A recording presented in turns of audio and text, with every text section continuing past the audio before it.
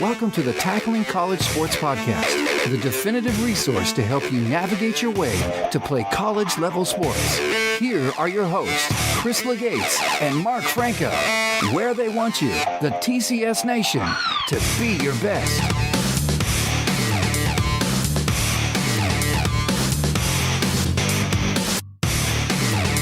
Welcome, TCS Nation, and thanks for tuning in to the Tackling College Sports Podcast, session number 9. I'm your host, Mark Franco, and alongside me is the king of the three-legged, downward-facing dog, my co-host, Chris Legates. Chris and I recently had the pleasure of interviewing one of the legends in college rowing, Steve Gladstone, head coach of Yale's heavyweight crew. Steve and his rowers just won the 150th running of the Harvard-Yale Regatta by a convincing 16.7 seconds.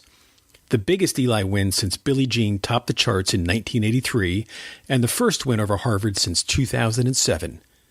Steve, the 2015 Ivy League Coach of the Year, takes us on a journey from his days at Kent School, Princeton, Harvard, Cal, Brown, back to Cal, ultimately winding up today at Yale.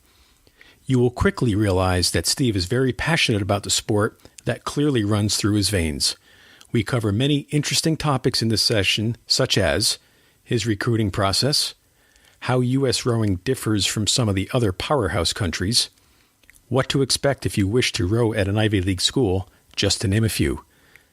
This is a session that will leave you wanting to hear more, so get comfortable and enjoy. Good morning, Steve, and welcome to the Tackling College Sports Podcast. Chris and I are thrilled to have you here today. Well, thank you. It's a pleasure. Thanks. So first things first, congratulations on the impressive victory this past weekend during the 150th running of the Yale-Harvard Regatta. Have you stopped smiling yet? It's still, the smile is interior now, but it's probably more powerful there than on the exterior. It was a remarkable race by our people, and it couldn't be more timely. Can only imagine. Okay, let's dive right in. Steve, could you take us back to your days at Kent and Princeton, and then the incredible path of your coaching career? Sure. As I view it in hindsight, it's rather unusual. When I was in university, I really had no sense that I would coach, or not coach for that matter. That I was an English major. My dad was a radio journalist, and I was thinking that I would probably do the same. But it was, it certainly didn't turn out that way. You certainly got the voice. Yeah, thank you. Thank you. So can you tell us a little bit about the history then from Princeton? Kind of guide us through where your travels took you as a coach. Yeah, let me allow me to begin before Princeton. Go right ahead. When I graduated from Syracuse, the first job I applied for was the freshman heavyweight job at Dartmouth, and I was turned down for that job, and as a consequence, went to work in New York for an advertising firm, Batten, Barton, Bearson, and Osborne. Never with the intention of staying with that, but needing an income. I was married and had a child, and so I worked in New York, kept in close contact with friends in rowing, and it was roughly 2 years into that work that I had a phone call from my old freshman coach at Syracuse, Vic Michelson, and he let me know that the freshman job was open at Princeton, and I applied for it, and there were 2 other candidates of much greater notoriety: Bill Stowe, who had been stroke of the gold medal Olympic 8 in '64, and Tony Johnson, who also had been an outstanding international. Both of them had other career plans, so by default, I got the job at Princeton and started coaching there in December of 1965. Wow. And then from there? From there, 3 years at Princeton, 66, 7, and 8. And then the Harvard lightweights, 69, 70, 71, 72. Those were the first, the first two positions. Got it. Okay. And then from there was going to California next, or? Yes, it was. I had developed a close friendship with the fellow who had been coaching at Cal, Marty McNair, and when he stepped down after the 72 season, he strongly encouraged me to apply for that job, and I did. And fortunately, the years at Harvard had been very successful, and as a consequence, I began coaching at Cal, as it's called on the West Coast, in September of 1972. Okay. And then from there, where did the career take you? I was there from 72 through 80. Okay. Went back to after some very good racing, winning the IRA, which is our nationals, in 76, and the Pac-8s in 79, and taking a very fast Cal crew to Henley. I stepped down, wanted to reevaluate, my sort of career path, so to speak, and did. Took a full year off, and explored a lot of other avenues, so to speak. And but it was clear to me about 2 months after I'd stepped down that I missed coaching. Which is not unusual. Coaches do that periodically, and so after Cal, I went back to Brown. Again, it was the same individual. Vic Michelson, who had been my freshman coach, as I said earlier, at Syracuse, had been the head coach at Brown for 20 years.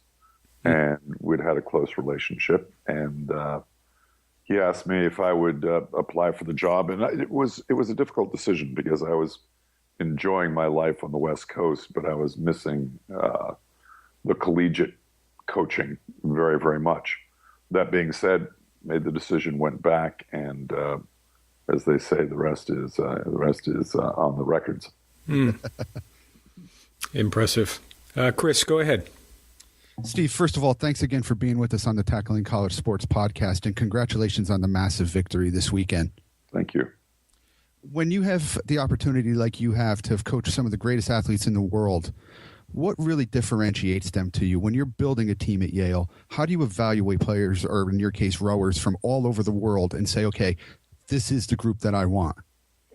Well, there are a number of pieces to it. One is, what has their performance been? In our case, how have they fared in world junior competition, or how have they fared nationally? And the data is all there. With the internet, the power of the internet today, people's accomplishments, or the athletes' accomplishments, are not obscured. However, I'd add, a very, very strong piece to that, which is it really is not always predictable. There are a number of people that shine as juniors and plateau, or don't progress for one reason or another, in university. But that's the identification process. Then there's constant. After July of their junior years, we're allowed to actually, talk to them. Prior to that, it's emails and so forth. But you try to discern in your conversation with these people, and obviously, with recommendations from people who have coached them, you try to discern. The most important piece is their passion. Their passion to be the very best at what they do. Now, granted, that's not always easy to discern.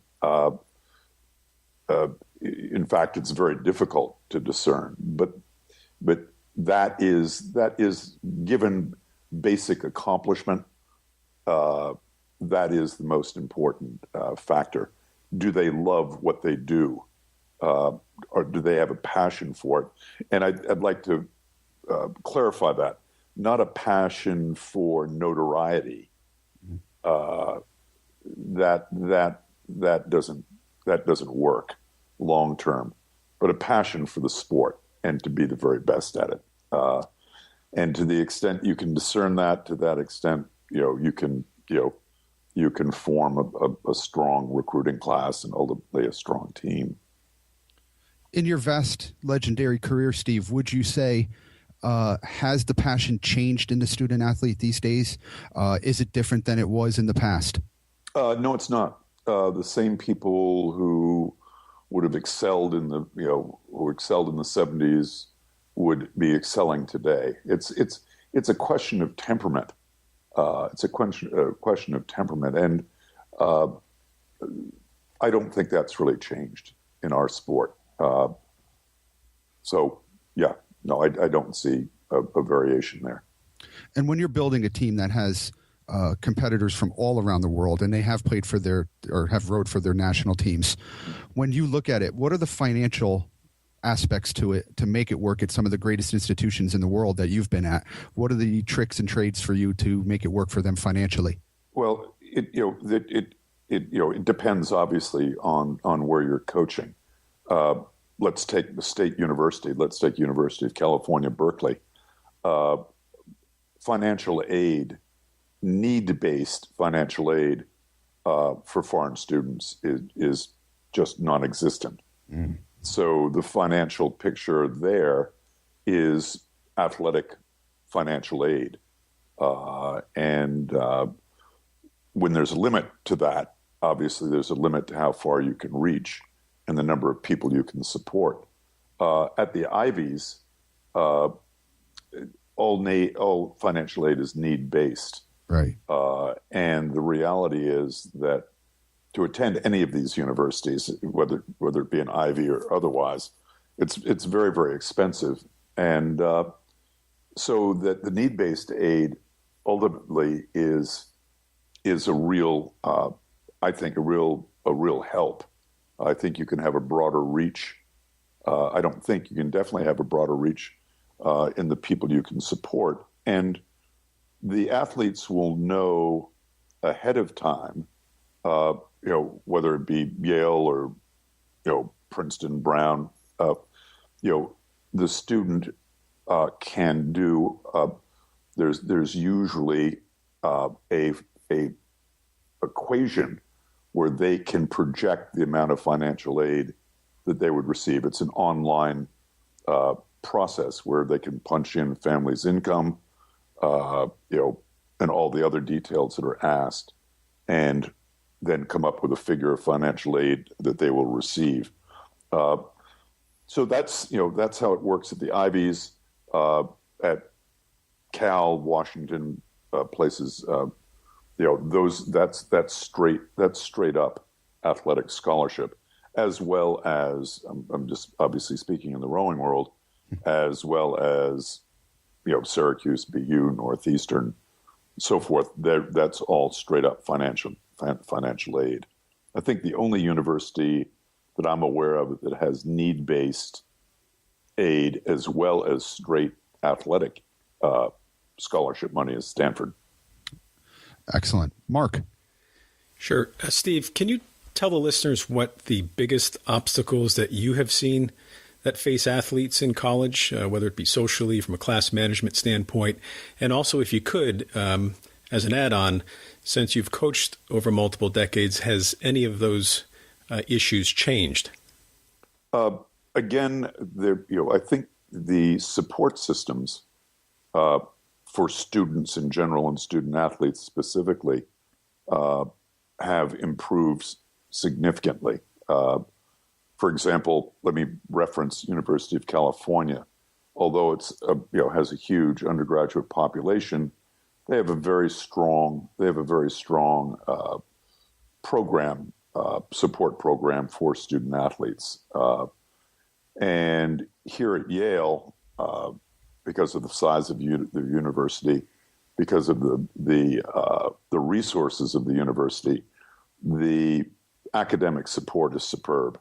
As you know, Yale is broken into 12 residential colleges. Each college has its own dean, which is the academic advisor. So, in these circumstances, nobody falls through the cracks. At the large state university, the student needs to be proactive and use, the students' study centers. But ultimately, any motivated student, student that's academically motivated, at the places that I've coached, will have the resources, the structural resources, to succeed. And do these student athletes, do you see them having any type of social issues with not only the class load that they're taking, but also, I would imagine, the in-season training that you guys take on? Well, student athletes are a very unusual subset.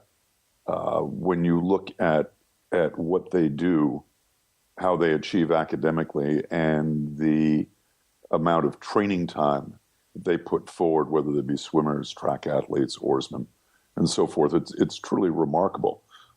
Again, if you will, the profile of a serious D1 athlete, part of their personality profile has to be this discipline, and it's required. That being said, it's always interested me that the students perform at a very high level in season. And if you talk to them, and I know it's cliche and you've heard it, but they say they're forced to, carefully measure their time commitments. They don't, and as a consequence, there's a lot less procrastination and more engagement in what's wanted and needed to succeed academically. Yeah, the structure, I'm sure, probably helps them. Yeah, makes sense. Yeah, makes sense. But the key piece in all of this is the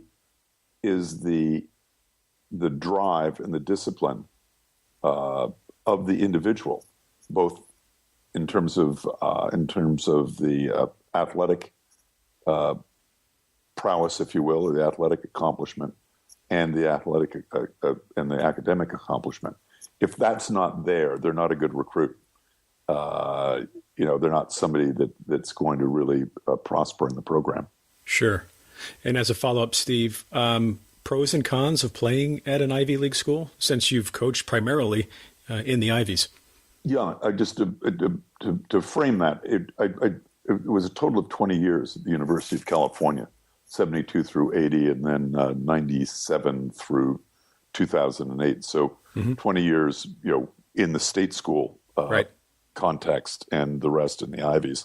What I'd say about the Ivies, and of course, it's interesting let me do a little background here. When people, when I hear families say, or a student say, well, I'm applying to all Ivies, my immediate response to that is that I make them aware that the Ivy League is simply an athletic conference, similar to the Pac-12 or the ACC. The universities within the Ivy League are varied and as different as night and day. They're all distinguished, and there's a cachet of quote of talking about an Ivy League school, but they're very different. And so I can speak to the four to Yale, Princeton, Harvard, and Brown that I've coached at over the years, but I couldn't really speak with any great depth with the others, Penn, Dartmouth, Cornell, Columbia, and so forth. So that's background. But in general, what I would say is that in the Ivies that I've coached at, they're, particularly Yale and Brown. I think there's a very strong guidance system. And, I described what happens at Yale. You have 12 residential colleges. So you take a university that's 5,000 undergraduates, and it becomes smaller still. So it's much easier for people in the administration, academic administration, to track and actually form relationships with the students. And I think that also would be true at places like Williams, Amherst, Wesleyan, and so forth. But there is that element to it, which is probably in general more pastoral, meaning more care to the individual student. And the reason for that is pretty obvious. These schools have enormous resources, and they're smaller. Right. It's not as if the state schools are not aware of that need. It's a question of numbers and resource allocation. But that being said, if we're speaking about student athletes, and probably students in general, a motivated student at a large state university, if they're motivated, can make contact with faculty members, can have discussions, can have strong academic support. But it would take more initiative at a large state university than it would perhaps at quote unquote most of the Ivies. Got it. Chris, go ahead. Steve, you've coached some of the most elite athletes in your sport. And now on the college level, what would you say is the best way in this day and age now for a potential student athlete to contact you and potentially get you interested in seeing them? I'm a bit of a dinosaur. I like the phone. Yeah. And you have to explain that to this generation. Right, I know. I do like the phone, but I think most importantly, what I like, and when I mean like, it's a good sign when the athlete themselves make the contact. Obviously, I like the phone, but I understand email and so forth. It's not somewhat, but this is sort of perhaps just an idiosyncrasy of my own personality. But I'm a bit put off when I hear from a parent before I hear from the student.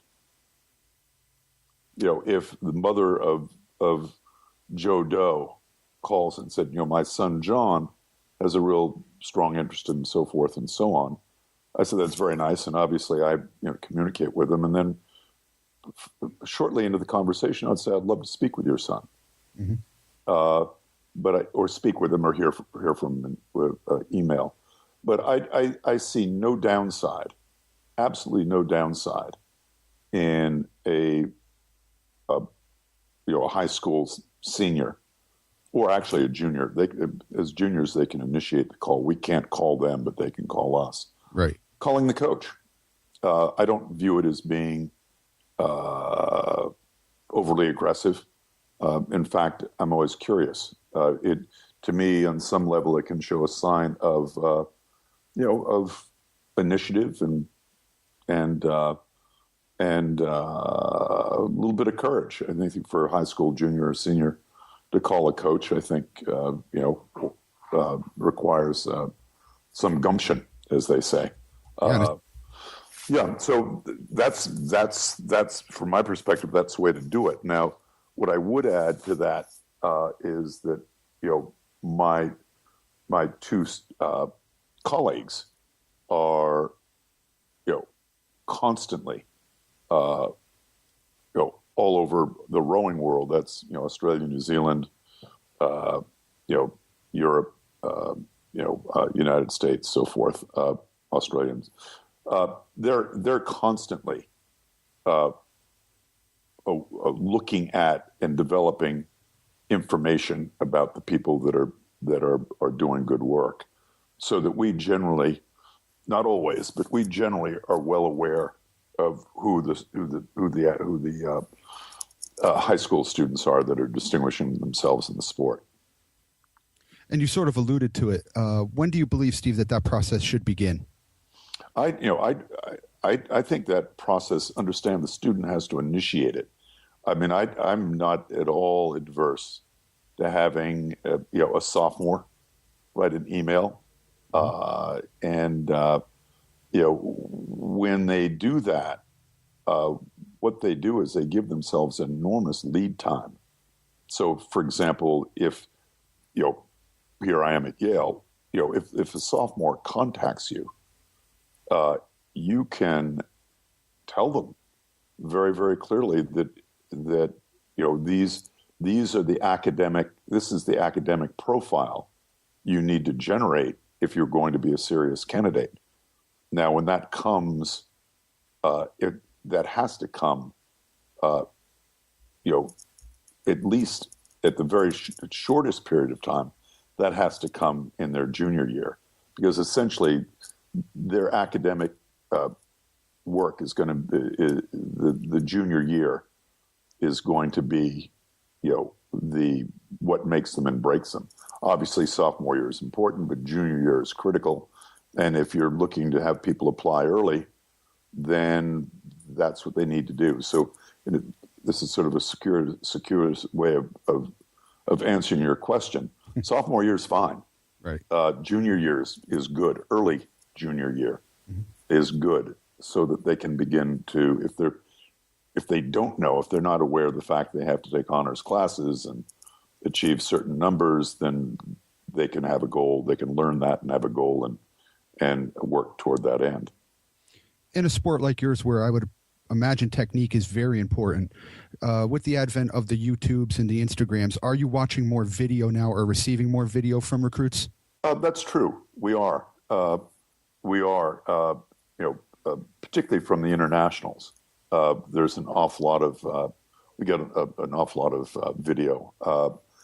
That being said, we know that in most cases, we can make a significant improvement to their mechanics.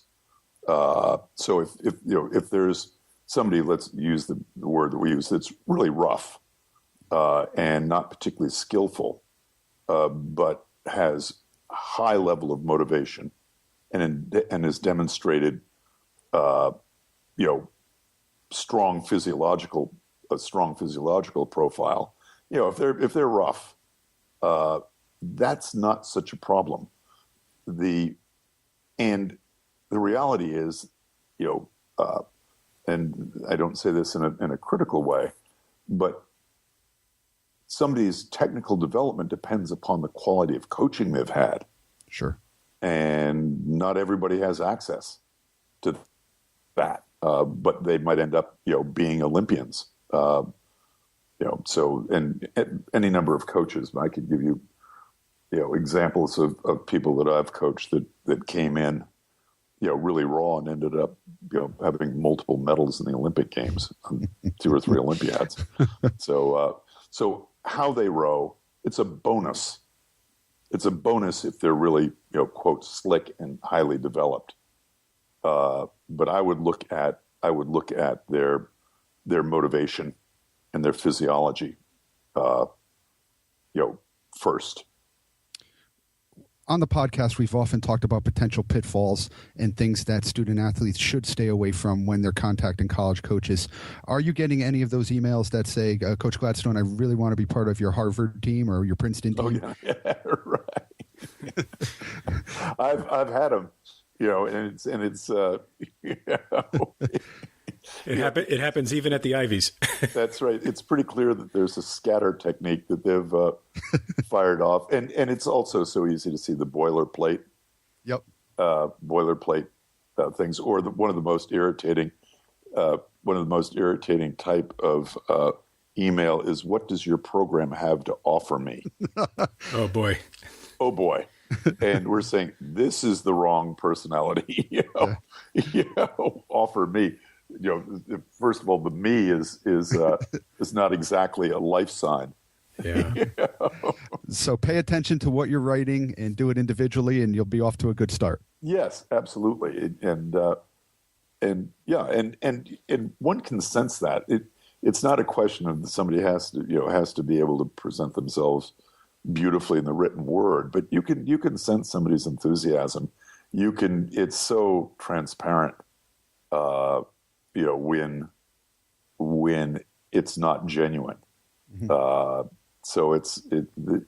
Yes, to summarize what you just said, make sure it's real. Make sure it's really expressing what, your own thoughts. I mean, because the obvious thing is that any of these universities, whether it's Cal or Yale, it's very clear that, people can be motivated very simply, be looking for support to gain admission to these universities. And when one senses that, it's game over. As they say. That's a great message. Mark. Right. Yeah.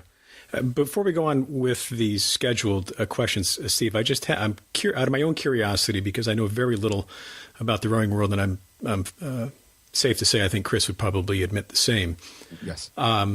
When do these athletes start in the rowing world, and does that differ here versus overseas? Yeah, no question, and that's a very good question. One of the reasons you see so many internationals in track and field,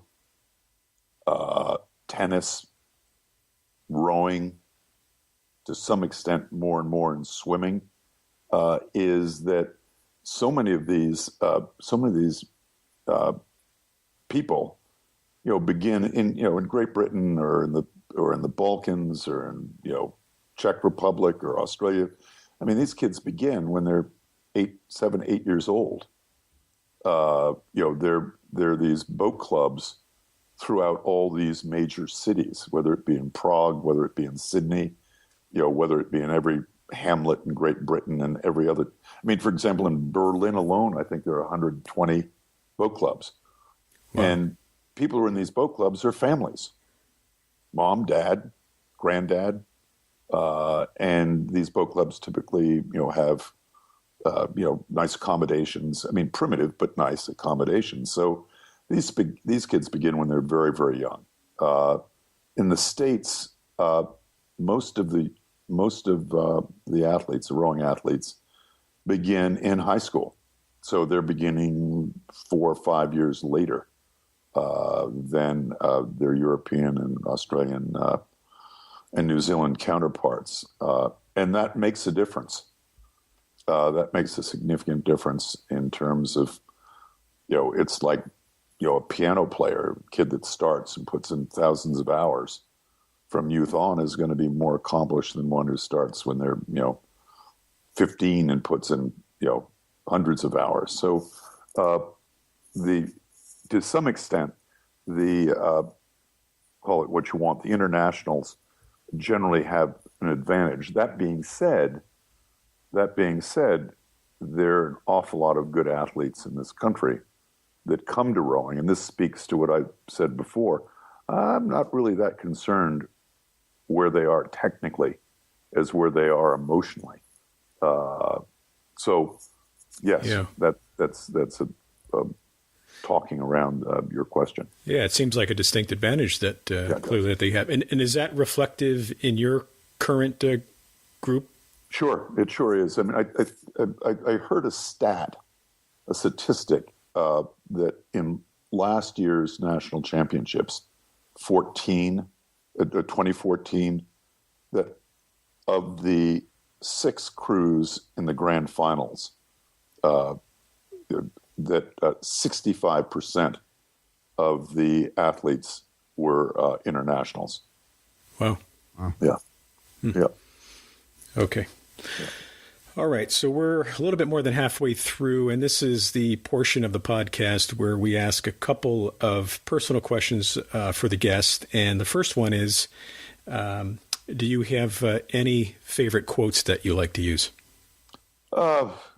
Yeah, there are a few. I think probably the one that's, how would you call it, most clear and most simple, and people need to understand is that races, or you can say games, are not won on game day or race day. They're simply not. The races, the games, the running, whatever you want to call it, it's preparation. It happens in the days, weeks, months, and years prior to the particular contest. And you hear this very often from coaches, or not from coaches, but from athletes. Oh, coach, I really just hate to lose. And I'm always suspect of that. Of course, everybody hates to lose, but what price have you paid? We're not talking about a Hollywood scenario where all of a sudden on race day or game day, you come up with this extraordinary effort. The reality is that that it's in the preparation, the daily ritual of preparation, and that circles back to the notion you really got to love what you do. If you don't love what you do, you won't be able to engage to the depth that you need to become a national champion or an Olympian. It's a great point. It's a great point. And it brings to mind two people automatically. One is Jordan, and the other one being Tiger. Yeah. Mm-hmm. Hitting thousands of balls and being the first guy in and the last guy out of the gym. Yeah. It's a great point. Yeah, and it's also overused word nowadays, sort of a new agey word. It's mindful training. Mm-hmm. It's mindful training. It's purposeful training, and you have to love it to do it. You have to love it to do it, and there'll be times if you love it, then it requires a lot less discipline. It's just something that you love to do, so you do it, and of course the results show for themselves, are demonstrated. Sure. But that's probably my favorite quote. I don't use many quotes. Got it. But if I do have a quote, and I have no idea, that quote is attributed to Jim Lemon, who was the varsity heavyweight coach at Cal, I believe, from 1961 through 70 something. I knew Jim well, but I first saw it at the Cal Boathouse when I went out there in 72. Excellent. Any books that you can suggest, whether you're reading something now or in the past, or perhaps some that you've passed out to current student athletes or former student athletes? There are a lot of books. I read a lot, simply because I like it. They're typical books related to my sport. There was an Australian that went to Great Britain at the end of the 19th century. His name was Steve Fairbairn, whose basically the book was not so much about rowing as it is about mindset and coaching. But no, I mean they're books. I mean, I read any number of books, and there's so many pieces to these things. I mean, I love the Lewis and Clark book, Undaunted Courage. I mean, when you think about preparation and endurance, perseverance, yeah. It's all there. I'm trying to think if there are any others that stand out and would relate directly to. I mean, so many of these things do. I mean, the great any journey motif. Mm-hmm. The Odyssey. I mean, returning from Troy and the siren sounds and songs and any journey motif that requires, courage through temptation and doubt. Those kinds of things are obviously, apocryphal. Sure. From a coaching standpoint, the one that's so popular today. Speaking of rowing, which I'm not exactly sure why, is Boys in the Boat, which is it's on my list. A friend of mine had just read it a few months back, and I admittedly haven't gotten to it yet, but it is on my list. Yeah, well, don't feel badly. I mean, I'm a rowing coach, and I got to it last year. Thanks. I appreciate that. I know many of the players in there, but again, that's what the motif is. I mean, it's about this young man, who turns out for rowing at the University of Washington, and in his hardships, he's essentially abandoned by his family, has no money, gets on-campus jobs in the summer, works a jackhammer at the building of the Grand Coulee Dam, and then it ends up, at the Berlin Olympics and, all that. But, read it. It's a good book. It's supposed to be a very feel-good type of book. I'm looking forward to it. Okay, lastly, we know you rely heavily on the phone. Do you have a site or any other programs that you use on a day-to-day basis, web-based or otherwise, that you just can't live without? Well, not really. Yeah. I have an email address, right? And we have a Yale rowing website that's set up by our sports information people. Okay. YouTube, of course, because you're watching videos there. Yeah. YouTube is really I think YouTube is terrific. In this time, there's absolutely no excuse for a coach not to have technical information, and then not only technical information, but take visuals. Right. I mean, he can watch, the finals of the Olympic eights in London. Right. And he can put them in slow motion and do a breakdown of the biomechanics, right? That kind of thing. I think YouTube is great, and I look at it a lot. And it's also good, all our races, and I think most universities do this, are streamed, so family, friends, alumni, recruits, can access that information. But I just sort of, not necessarily in summary, but what I would advice to, and I give this to any recruit is that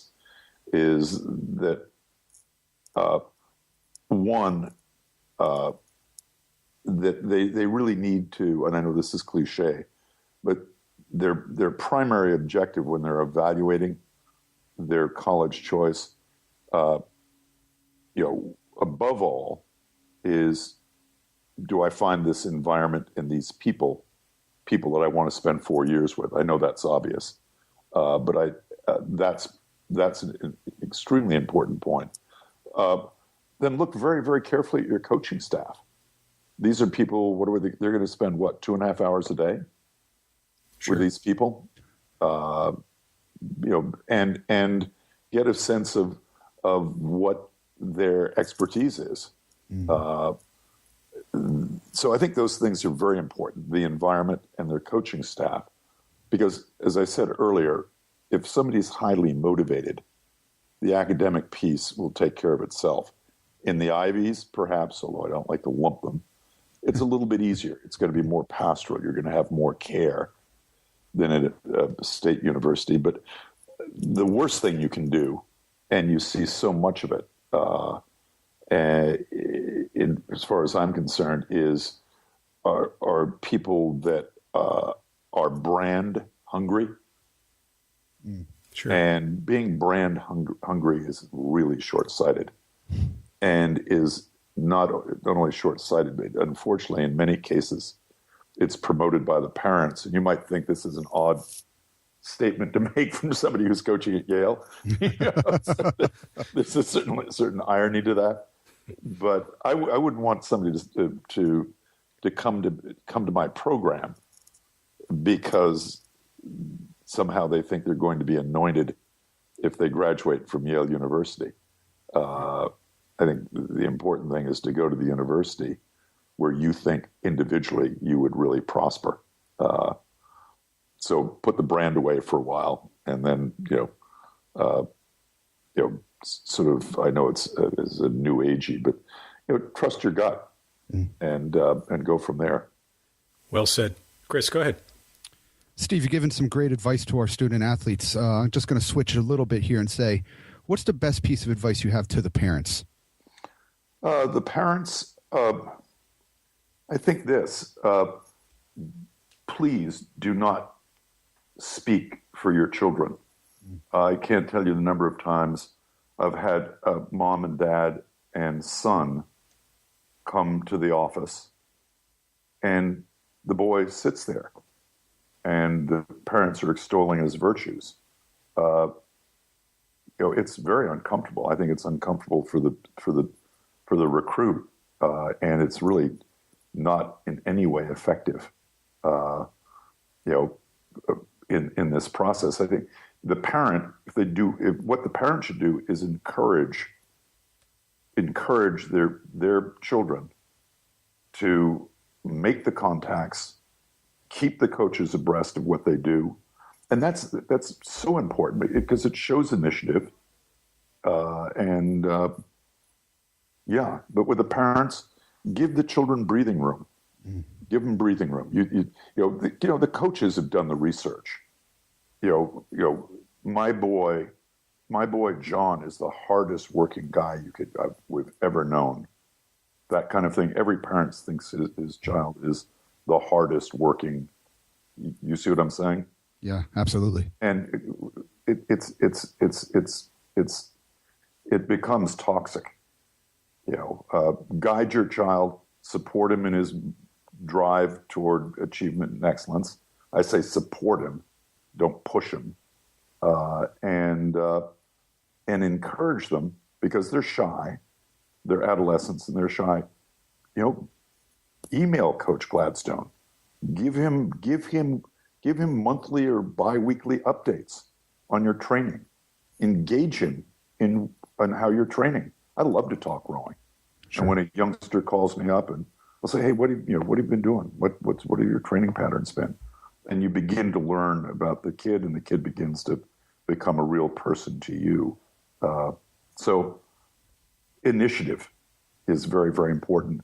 And as I'm repeating myself, I know it's hard for youngsters to do this because they tend to be a bit shy, but that's so important. The coach will love it. And it is helping their development as adults and obviously learning life lessons through sport as well. Yeah, absolutely. Absolutely. Yeah. Well, just to change it up again now, we always bring this question into our podcasts, and obviously a legendary career like yours, and we go back a long way with this. 5-10 years ago, you didn't have to deal with social media as much as a coach. Now it's right there in your face. What are your thoughts and take on social media and the student athlete? They would be exactly what you would think they are. That once something is out there, it's out there. So they have to be very, very, very mindful of what they're putting out onto the internet. I know it's temptation. I've got a 15-year-old daughter who's always, I can see her little thumbs moving, and but it's really somewhat unfair because you're asking, adolescents to be very, very careful, and by nature, adolescents are not careful, nor really should they be. But yeah, sure. But unfortunately, we've had horror stories of, I knew a story of a youngster. I won't give the detail because that had an appointment to the Naval Academy and was an oarsman, and something came up on the internet and he lost his appointment. Wow. So they have to be very, very careful with that. We just posted a blog last week, Steve, about technology and team development. Have you seen over the years now, or especially maybe the last half decade, when you travel with your teams, are they as close as they used to be? Do you talk about things like, let's say, politics or history, or just getting to know each other? Or now do the headphones just go on and it's right to the smartphone? It's really hard for me to make an evaluation there, make a judgment there. I would move in the direction that you're implying. If you're traveling by bus in the 1970s, 80s, you've got two options. You can either doze, you could read, or you could chat. In these last 25 years, you can just tune out. So that being said, I think the bonds that exist in the teams are the same. They have the same depth. Ultimately, they have the same depth. But it does seem as if, in those circumstances, it'd be less chat and more, iPhones in front of them or iPads and that kind of thing. Mm-hmm. Last question from me. In a sport, again, where you've coached elite athletes, Olympians, collegiates, obviously you've been part of the national team structure as a coach and an advisor. How much have you seen strength and conditioning and sports psychology used now in your sport? The sports psychology, strength and conditioning, how to put this bluntly. I'll start with sports psychology. It's a cottage industry. And in my experience, I'm just speaking for myself, a lot of it's fluff. A lot of it is trendy stuff. We're going to do visualization this time, then we're going to do something else another time. What I would think is that, at a particular point in time, first of all, coaches in and of themselves should be aware enough and intuitive enough to be able to deal with their individual athletes, in serious situations. That being said, you're always going to encounter in a large group people who actually need professional help. I'm foursquare behind that. Don't misunderstand that. Professional help, in a timely way, in serious circumstances, is very, very, very important. But just reading the sports psychology stuff that comes out, it's trendy. Does it have a real impact? Or are the Cleveland Cavaliers, moving forward now, or the Golden State Warriors moving forward now because they had a great sports psychologist? Well, probably the sports psychologist who's working with them, if they have one, believe that that's the case. Right. But, I think it's a cottage industry. I think it can have some value. But, I haven't seen it really have an impact, a true impact across the boards in any really meaningful way.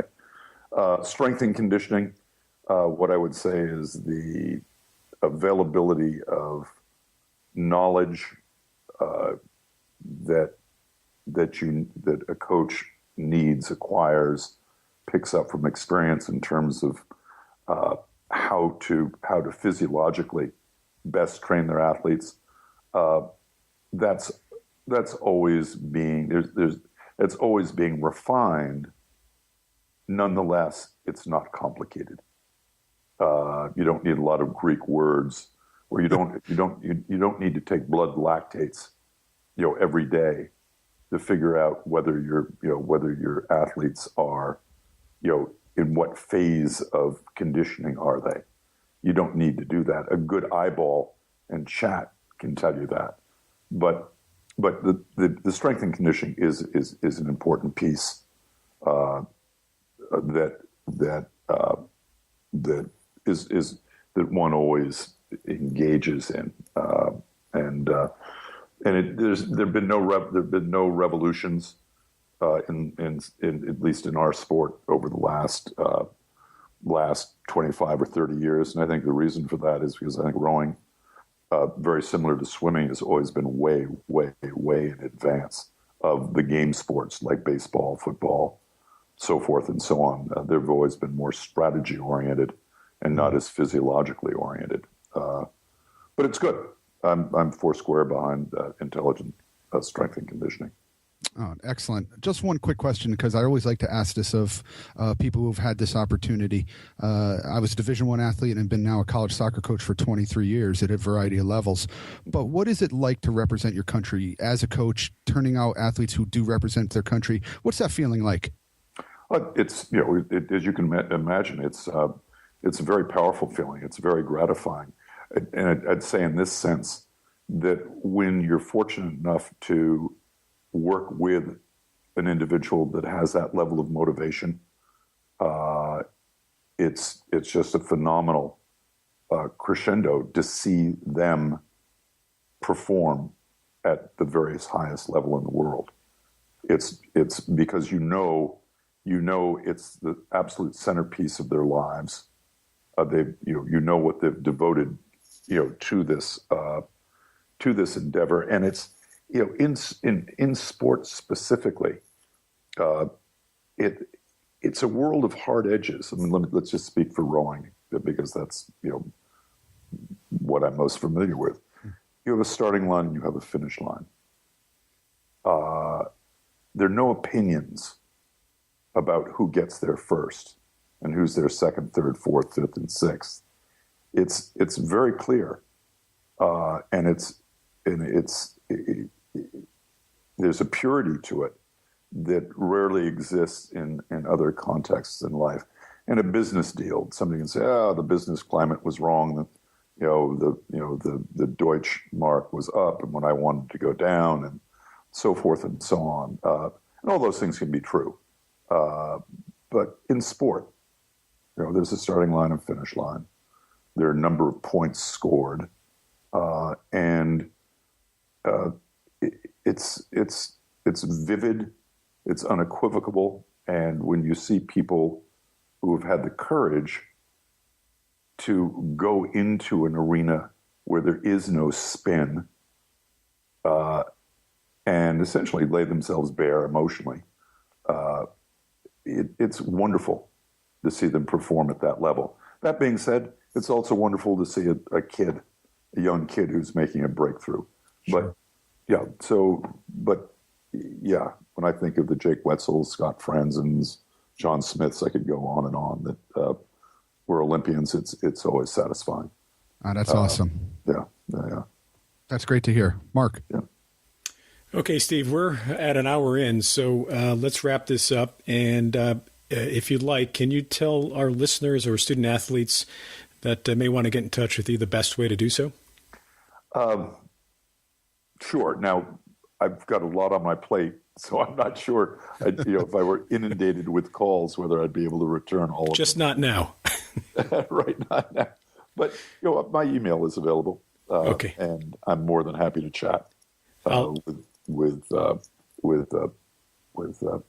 students. Okay, and I'll put that all in the show notes when we release the session. And lastly, do you have a site or a program that you were looking to promote? I know you have the internationals coming up. Is that right? We're racing in Henley. Okay. The Royal Henley Regatta will be leaving on the 16th, and that racing takes place the 1st through the 5th. Okay. And all that'll be able to be tracked. Probably the best rowing website without question is Row2K.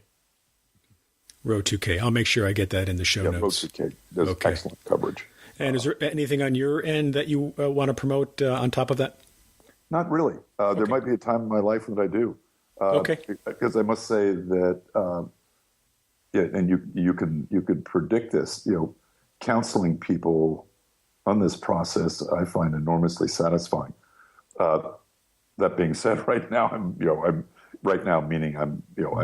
very, very busy with and fully occupied with a crew. But someday I might want to break off and actually put something together that's as a business model to it. Sounds great.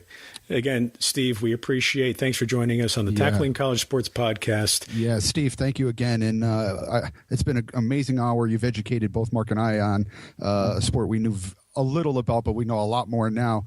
And also, I could listen to you for hours. And when, when you have legendary coaches come and visit us like this, I feel like there's probably another 2 hours of stuff we could have talked about.